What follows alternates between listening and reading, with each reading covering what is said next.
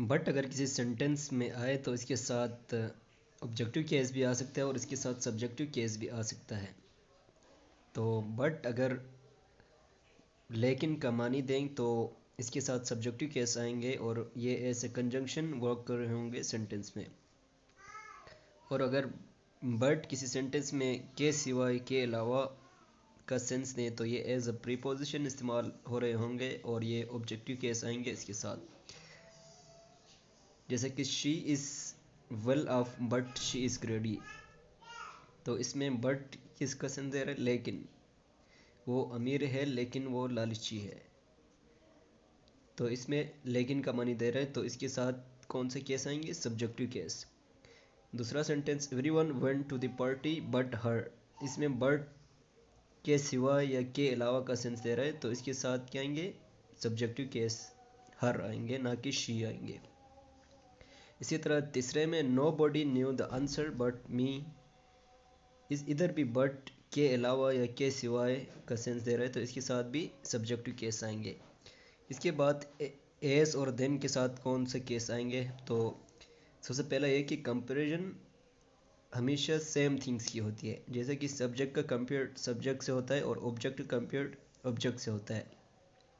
Example number 1 देख लें, he is as tall as I, यानी कि ही और आई दोनों सब्जेक्टिव केस है, तो दोनों सब्जेक्टिव केस ही आया है। और दूसरा देखें, she is better than I, ना कि मी है, क्योंकि ये सब्जेक्टिव केस है तो इसके साथ भी सब्जेक्टिव केस आएंगे। इसका एक नोट ये याद रख लें कि एस और देन के बाद जो सबसे पहले आ रहे हैं उससे कंपेयर करेंगे, जैसे कि she likes you as much as me, इधर यू एस ऑब्जेक्टिव केस था तो इधर भी हमने ऑब्जेक्टिव केस लगाया एज मच एज मी। और ये चौथा सेंटेंस में देख लें, I respect you more than him, respect you objective case था तो हमने देन के बाद भी ऑब्जेक्टिव केस लगाया। इसके बाद ऑर्डर ऑफ पर्सनल प्रोनाउन में एक जनरल ऑर्डर होता है और एक कन्फेसिंग और एक्सेप्टिंग ऑर्डर होता है। जनरल ऑर्डर में हम सेकंड पर्सन पहले लिखते हैं, फिर थर्ड लिखते हैं, फिर फर्स्ट लिखते हैं। और अगर कन्फेसिंग या एक्सेप्टिंग है तो इसमें पहले फर्स्ट पर्सन, फिर सेकंड, फिर इसके बाद थर्ड लिखते हैं।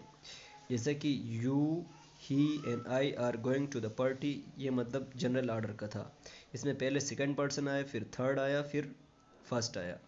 और दूसरा देख लें, I and you are responsible for the loss, इसमें मतलब एक्सेप्ट कर रहा है, तो आई मतलब फर्स्ट पर्सन पहले आया, फिर सेकंड आया, are responsible for the loss, इसमें थर्ड नहीं है तो थर्ड नहीं आया इसमें।